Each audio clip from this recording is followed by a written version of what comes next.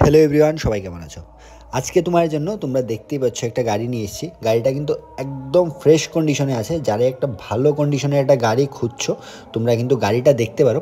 আবার ভিডিও শুরুতেই বলে দিই, একটু নয়েজ আসছে ব্যাকগ্রাউন্ড থেকে, তাই সবাই একটু ইগনোর করবে।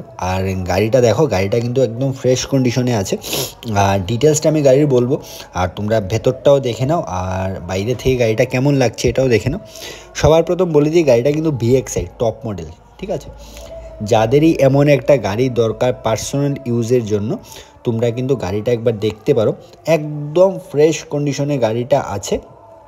গাড়িটা 2018 মডেল, ঠিক আছে? 2018 মডেল, ভিএক্সআই টপ মডেল। আর দেখো স্ক্রিনে একটা নাম্বার দেওয়া আছে, ওই নাম্বারে তোমরা যে কোনো সময় ফোন করে বাকি ডিটেলসটা জেনে নিতে পারো যদি আরও কিছু তোমাদের জানার থাকে, ঠিক আছে? গাড়ির ভেতরটাও দেখে নাও, একদম কিন্তু খুব ভালো, একদম ক্লিন আছে ভেতরটা, তোমরা দেখো।